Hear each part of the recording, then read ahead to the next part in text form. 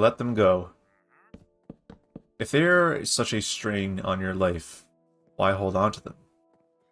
Whether you're still in that relationship or you're out of it, but still holding on to relics such as photos or gifts, why hold on to those when you know it brings you a great deal of pain? As hard as it can be to let go of another person, and I know this all too well, when you let go of the person, you will feel a lot more free.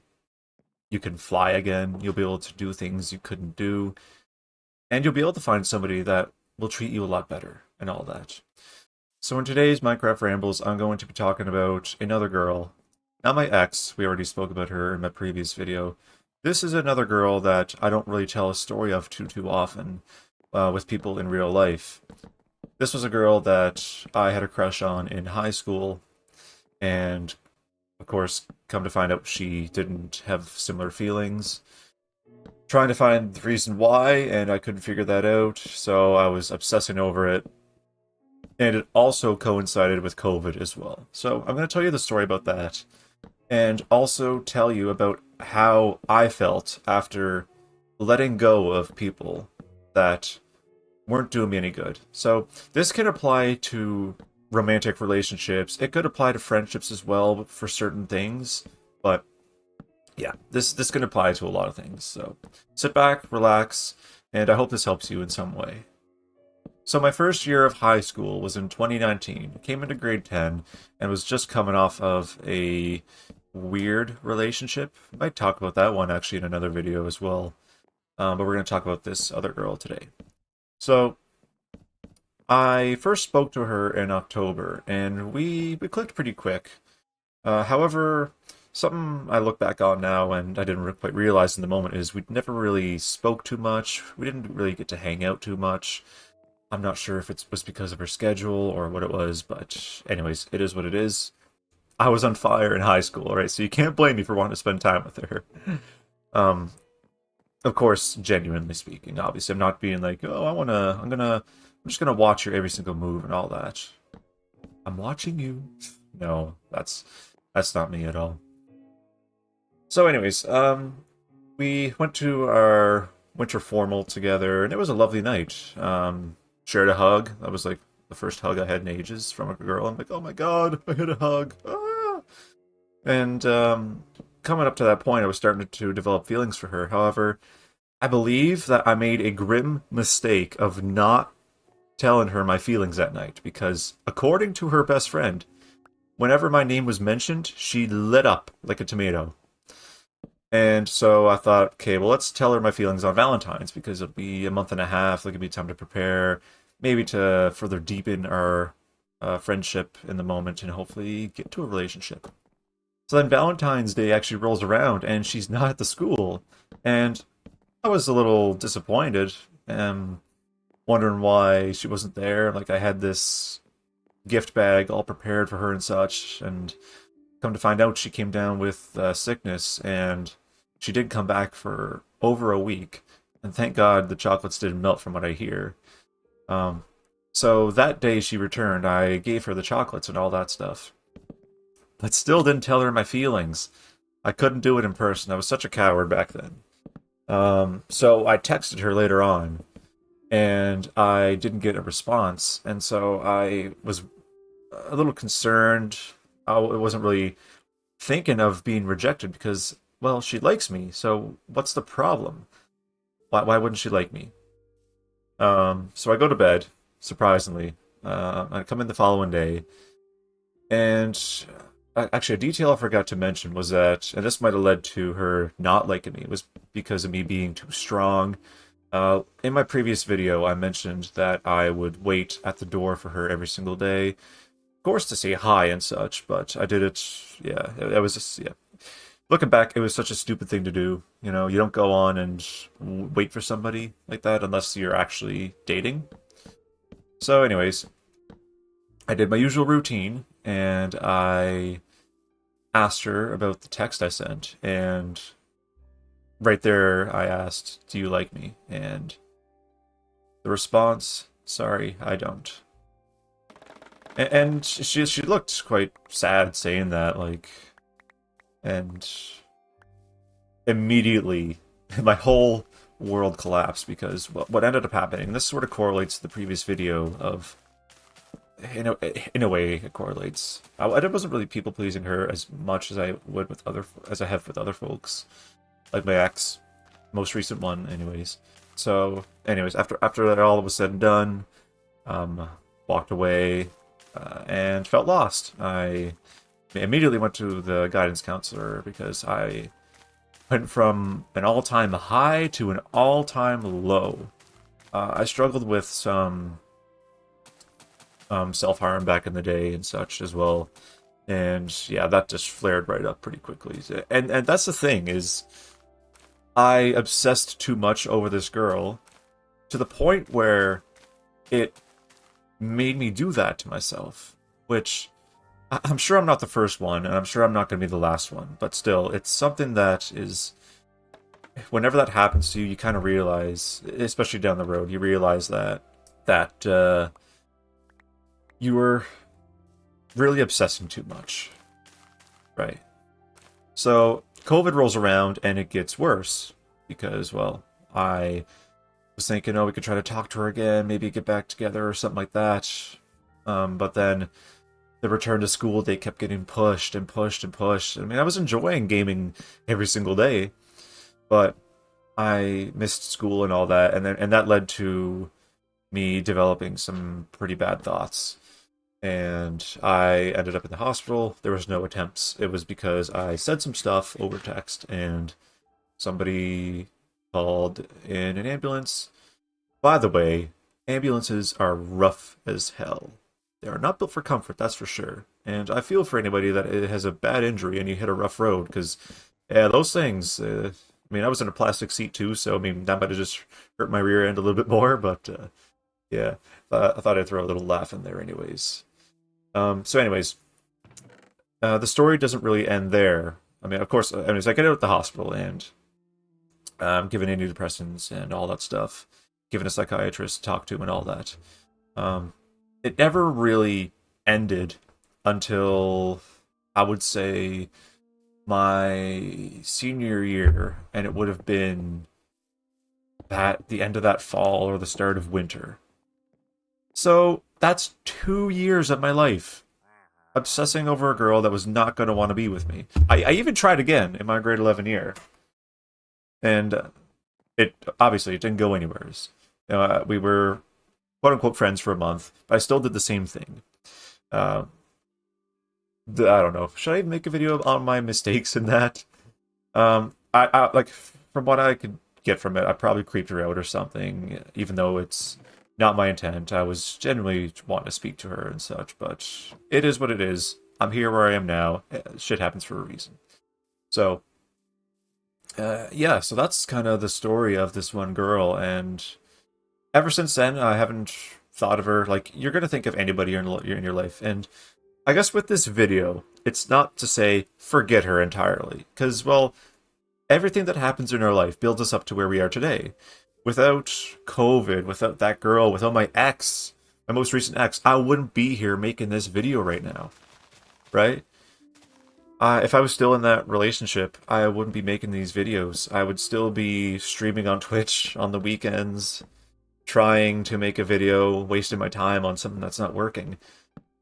But, and I know it's so cliche or philosophical saying everything happens for a reason, but when you think about it, like truly think about it, where you are right now, it has happened for multiple reasons.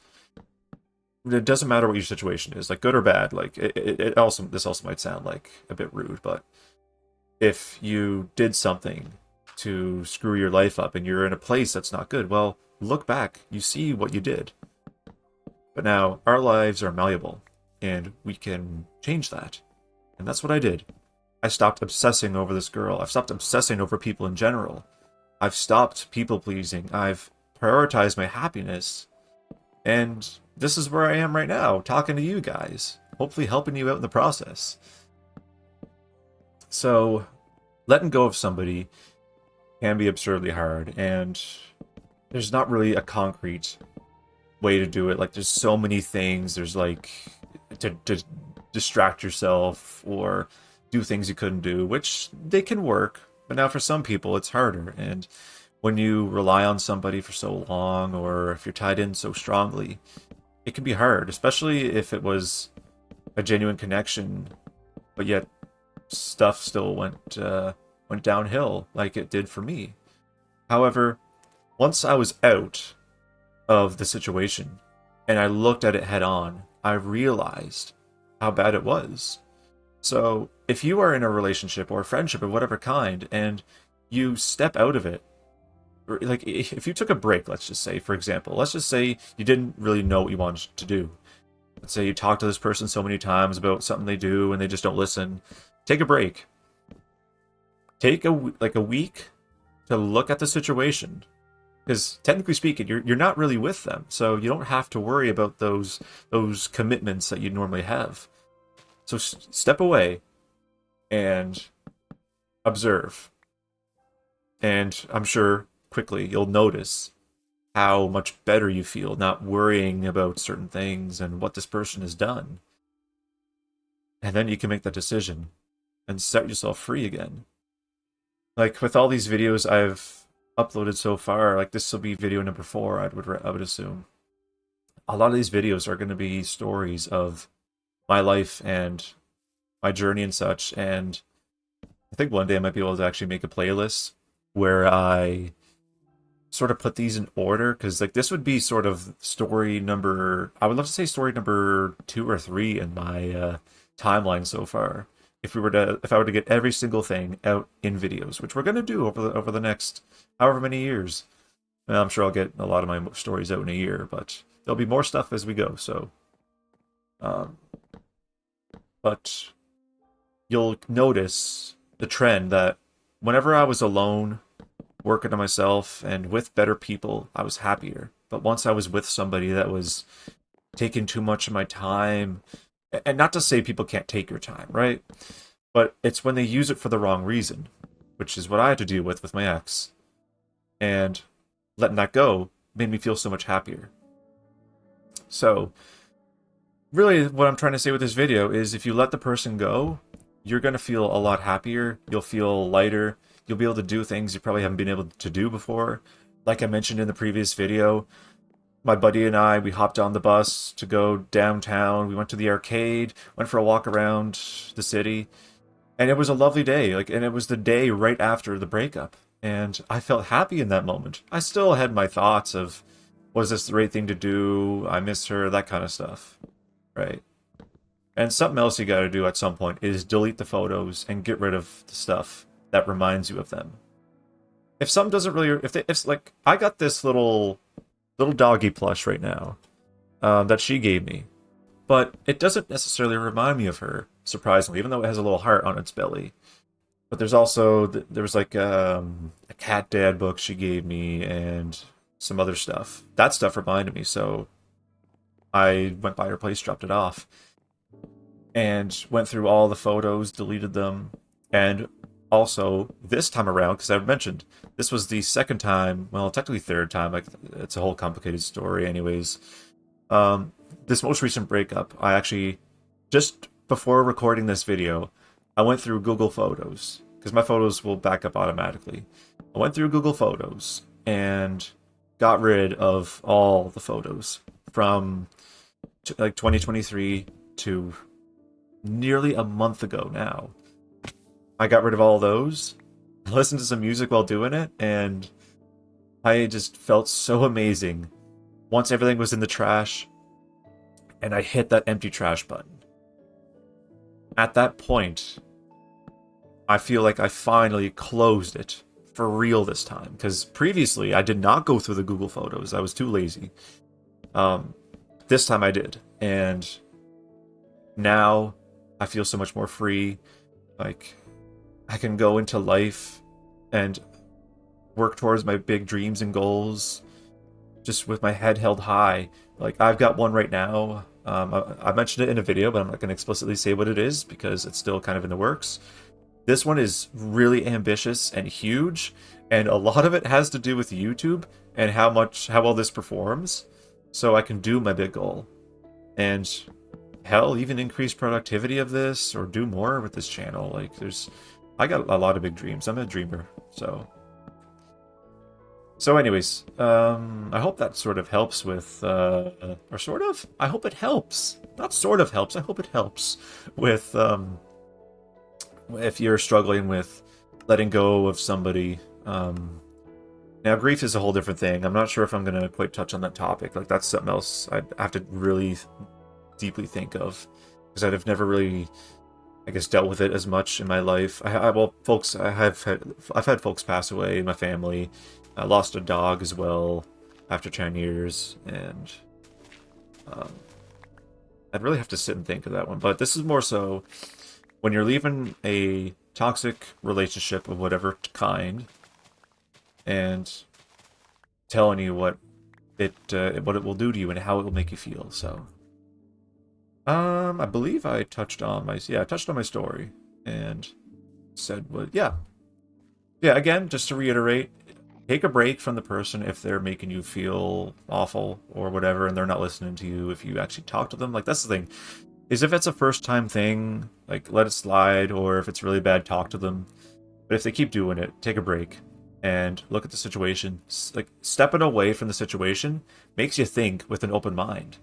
Just like with any sort of arguments in families and such, when you step away, you can think with a clearer mind, regardless of if your point changes, but you're not in that heated moment. Once you step away, it's a lot better to manage it. So, step away, observe, and let go if you want to let go. But always, like watch the previous few videos, like, about being yourself, being happy. The previous video, what was the previous video? The previous video was people pleasing. That's sad that I'm forgetting my own videos so soon. But watch these videos, and those will help you as well. There's a whole playlist, actually, which I'm going to start linking in the description. That playlist gets updated every time a new video comes out, so a lot of these topics can go hand in hand, and I'm going to be pulling some stuff from these videos, because if you just sat and watched the whole playlist, like, you're going to learn a lot of stuff. And hopefully that this entire series will help people out. And I said this in the previous video too, but I'm going to reiterate again that I want to help people with this, and again, give some 22-year-old advice and see if it helps anybody. Who knows? I might help somebody that's 30 years older than me. But anyways, guys, if this video helped you, feel free to like, subscribe, share it with anybody that it might help out, and stay safe and take care.